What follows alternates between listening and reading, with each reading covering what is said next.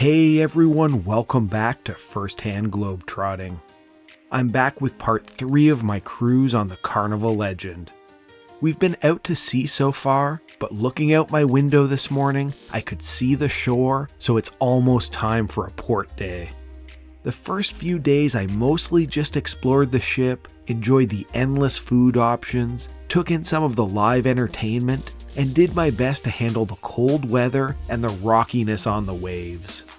If you missed any of those videos, I'll put links down below. Other than how much the ship was rocking the first few days, I've had a really good time exploring the ship out at sea and getting my first cruise experience. I've honestly liked it a lot more than I thought I would. When we pulled into port in Nassau, we were next to another Carnival cruise ship, the Carnival Sunrise. It's actually a pretty infamous ship. I don't want to gross anyone out, but if you're curious, it used to be named the Carnival Triumph. You can look up its history, they even have a documentary about it. Today is the first port, so I'm excited to get off the ship and explore a little bit. I've really been looking forward to these port days. It takes a little while before they let you off, since you have to wait for the ship to fill out some paperwork, get processed by local customs, and all that kind of stuff, but pretty soon I walk down the ramp and into the Bahamas.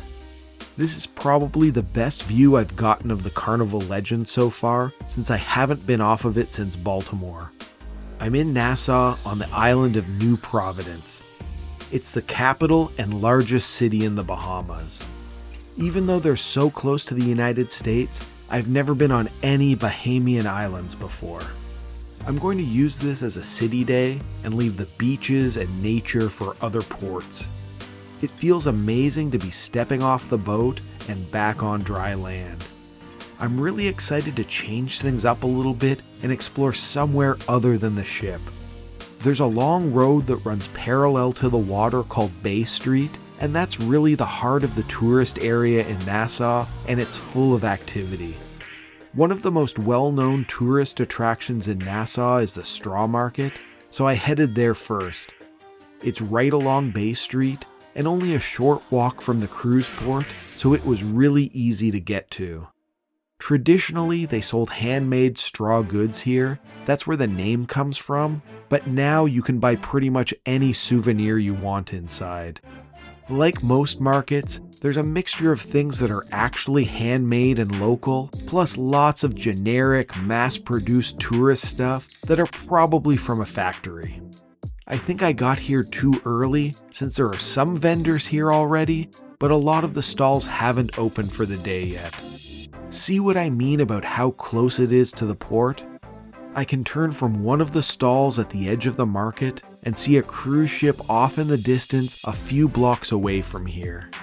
Since it still isn't fully opened yet, I'm going to head out and explore some more of Nassau, and if I have time later in the day, I'll come back and check out the straw market again. I've only been walking around a little while, but I really like the different colors of paint that they use on the buildings. It really makes them pop out and catch your eye. Nassau used to be a hub for pirates and piracy, and they definitely lean into that legacy with their art and names. It's not a very big city, and the tourist area seems very central and easy to navigate, but I decided to take a walking tour so that I could see more and learn some history. I didn't do one of the excursions through the cruise. Instead, I went with a company called KindWalks. It ended up being a great tour, and I'm really glad I did it. One of our first stops on the tour was right back at the straw market. It was nice coming here with the guide because she was able to give us some tips on which stalls sold actual handmade things and which just had mass-produced stuff. I see why it's such a popular tourist spot. They have some really nice things here. I may have to come back a third time to do some shopping. One of the things they sold at nearly every tourist place in Nassau was rum cake. It's a pretty straightforward idea. A cake made with rum, so you get a very distinctive rum flavor when you eat it. We even stopped to sample some. It was tasty, and this type went with the Nassau pirate theme. As we walked through town, They had some really beautiful buildings around Nassau in an older colonial style that were painted with some very distinctive colors. This area I'm in with all of the pink buildings is Parliament Square and has the Supreme Court, Senate, and House of Assembly packed together into a small government space. The pink is very distinctive, but I easily would have walked by and not realized the importance of this place if no one told me. Even the Nassau Public Library is painted pink. It has a really noticeable octagon shape, and that's because it was originally a jail building. And this compound over here with the seafoam green walls and buildings, that's the police headquarters. Much nicer than the bland grays or browns that you see with a lot of police buildings. After spending most of the morning on the streets, we got off the roads and headed up a nature path that had a little staircase leading up a hill. At the top of the hill, there was a vendor with a stand who would sell you a coconut and then chop it open for you to drink while you walked. And of course, you know I had to buy one. I almost never drink coconut water, but there's something about being able to drink out of a freshly opened coconut that gets me every time. You have to admit, the coconut guy has a pretty great location for his stand. It's right at the top of the stairs with a great view behind it where you can look down over Nassau. But we didn't come up here just to get coconuts. But the real reason is on the other side of the stand, For Fincastle on Bennett's Hill. It was built to protect Nassau's harbor down below from pirates and other invaders, so the old stone walls and cannons and towers look pretty imposing up here. The shape was what really surprised me. It's round at one end and then incredibly pointy at the other, almost like a teardrop. This was a really popular area. I'm guessing this is a stop on almost every tour that takes place in Nassau. They even had some little market stalls set up near the fort selling souvenirs. And if you're hungry or thirsty, they had a bunch of different food stands and bars set up here in case coconut water isn't enough for you. One of the bars even gives out free samples of Bahama Mamas, which are made from various rums and fruit juices. You can even buy them in little pouches to drink as you walk. Next place we went was something I knew nothing about before we got here, the Queen's Staircase. It's 66 steps carved into the limestone that leads down from Fort Fincastle to the port of Nassau. I kind of felt like I was in a completely different world. It just seemed to come out of nowhere, hidden right in the middle of downtown Nassau. It's a very narrow staircase with these huge rock walls on either side, hiding the staircase away from the rest of the city. And there's lush vegetation all around it, making it seem like you're in the middle of a jungle. Once you get in there, you can't even see the rest of the city or the buildings. It's so hidden away and separate. As you can see from the video, the narrow staircase and the crowds means that the staircase is going to be pretty packed with people, so don't expect to be able to move very quickly up or down it. But it's definitely worth visiting. So close to the port, and a nice change from all of the tourist stores along Bay Street. When you're at the bottom, it isn't even very big, only 66 steps, but it's the huge rock walls surrounding it that make it really special. The stairs only make up a very small part of it, with a long path leading down to the rest of the city. When you look up from the bottom, you can really see how tall the rock wall is and how imposing it is overhead. Just look at the entrance to the path down by the port. The vegetation really hides that there's anything interesting there. Anytime I'm taking a walking tour, I really like when we end up on little streets and neighborhoods like this one that I probably wouldn't have found on my own. They even had a Christmas tree out in front of the Governor General's house. I still have to remind myself that this is only a few days before Christmas. If you've been following my videos, you know that I always like doing walking tours when I get to a new city so that I can shake off the jet lag, get some fresh air, and get an idea about the layout of a new place. But I think this was even more valuable on a port day. I'm only in Nassau for about 8 hours total, so it's nice to have an expert show me around and teach me about the city so that I'm not wasting too much time exploring on my own. After the tour ended, I had my second Christmas tree sighting of the day. I really like that I'm getting to see a sunny Caribbean Christmas. By now, it was lunchtime, so I found a place with an elevated patio that had really nice views out over the water. I'm probably paying a lot more to eat in the tourist area, but I couldn't pass up a nice backdrop like this. I had to get some conch while I'm here, since it's so popular in the Bahamas. I ordered some conch fritters and sat back and enjoyed them while looking out over the water. One of the major downsides of only being at the port for the day is that I can't really try as many Bahamian foods as I would have liked. There seem to be some really great local foods here. After lunch, I did actually head back to the straw market for my third visit of the day. I promise this will be the last time I'm here today. It was a lot busier now than before. Nearly every stall was open, and there were a lot more people here shopping. I always love walking through a crowded market where you're just surrounded on every side by stalls and vendors and activity. After learning during my tour about all the handmade straw goods they have, I definitely made sure to check them out and give them a closer look. It's really impressive work. I had a little bit more time to wander around Bay Street and enjoy Nassau, but before long it was time to head back to the Legend. This is the part about the port stops that I'm not wild about. You're on a fixed schedule, so the time flies by and you end up wishing you could stay in the places even longer. The port area itself was interesting. It's a secured area where you need to show that you're on a cruise ship to get in. Then it's almost like a theme park version of the Bahamas inside with a bunch of colorful stores and palm trees. It's kind of weird since the main tourist area in Nassau is right outside the port area, steps away. I'd expect this more if the city was further away. But I guess maybe it's for people who do excursions through the cruise line. I think they pick you up and drop you off from this area, so people might not have time to actually go out into Nassau.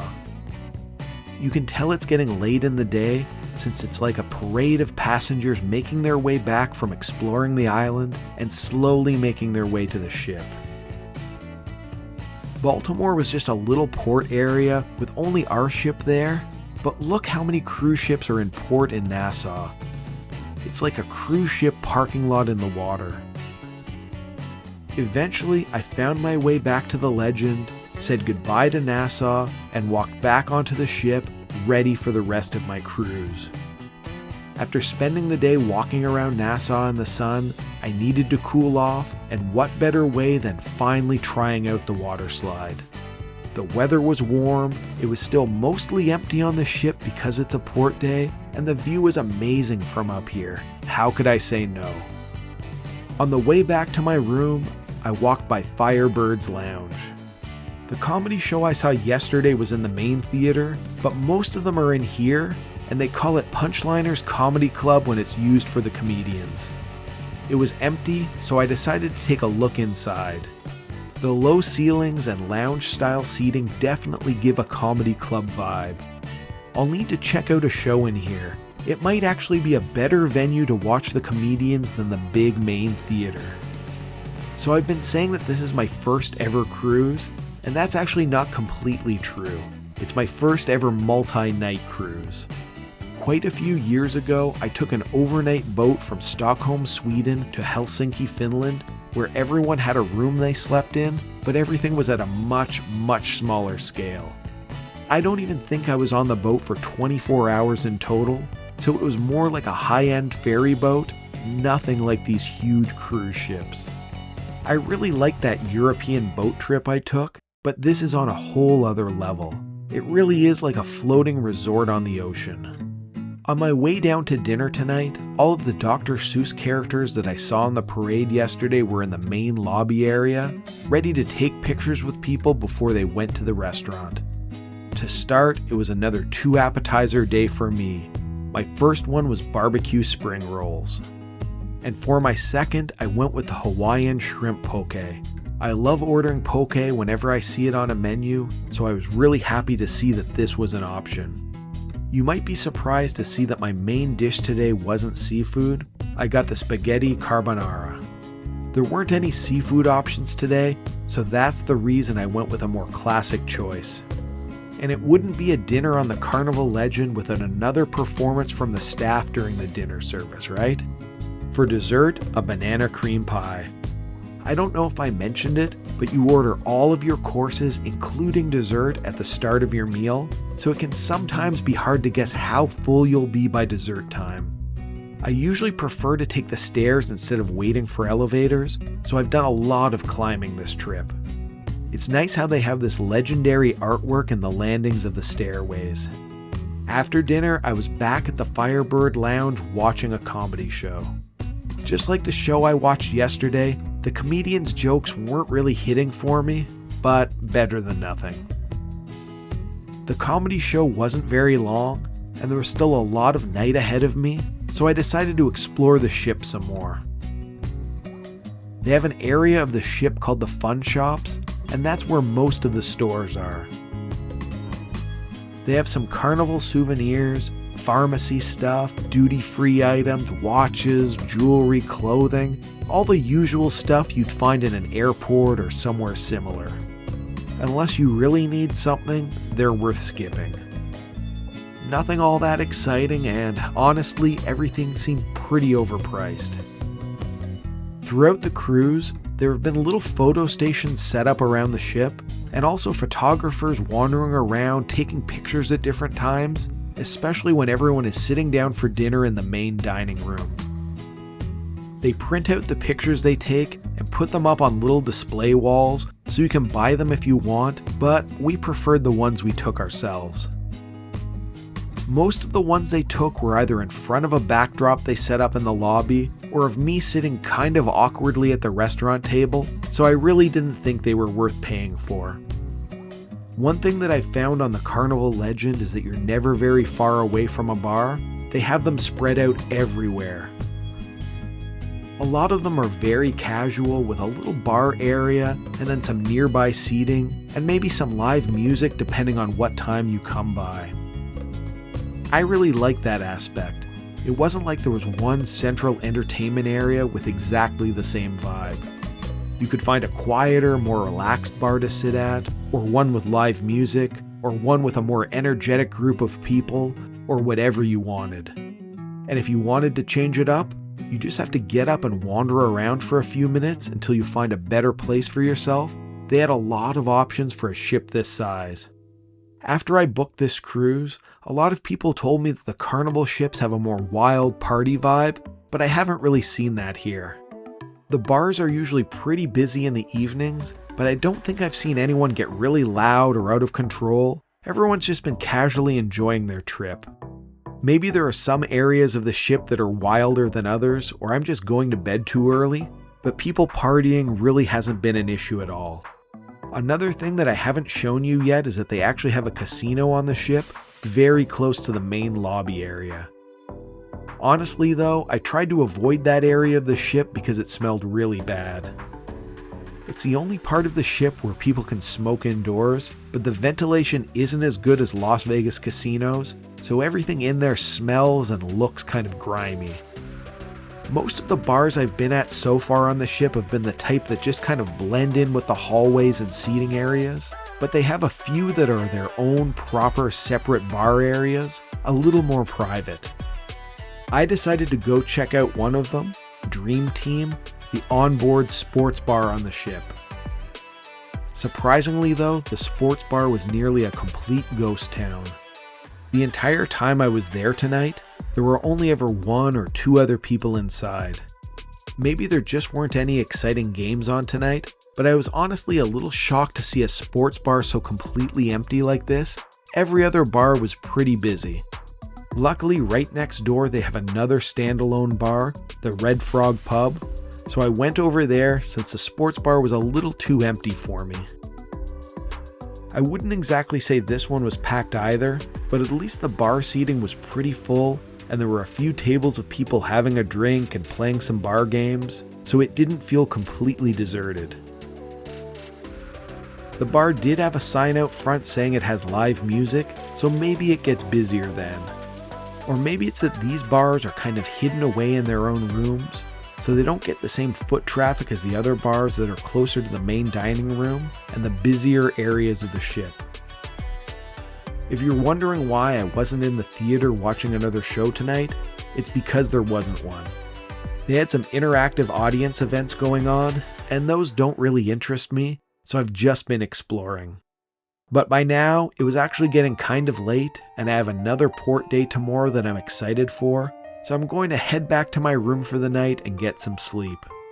That wraps up my 4th day on the Carnival Legend, and the 3rd part of this video series. I loved getting to stop at a port today and having a chance to get off the ship. The boat has been fun, but after 3 days on it, it was nice to change things up and be able to explore a new city and a new country. I would have loved to stay longer, but I think I got a nice overview of Nassau and I thought it was a fun city to visit. Being able to walk off the ship and be right in the heart of Nassau's tourist district was so convenient. I still have a lot left to show you. I'm going to visit a private island, kayak through a nature area in the Bahamas, see a beautiful secluded beach, and do so much more on the ship itself. I'll put links to all of the videos from this trip down below. If you have any questions about the Carnival Legend or my cruise, ask me in the comments. And while you're at it, don't forget to like the video, share it with your friends, and subscribe to my channel. And if you want to see what I'm up to now, I'm Firsthand Globetrotting on Instagram. Follow me on there. And don't forget, it's an incredible world out there, so pick up your passport and do some firsthand globetrotting of your own.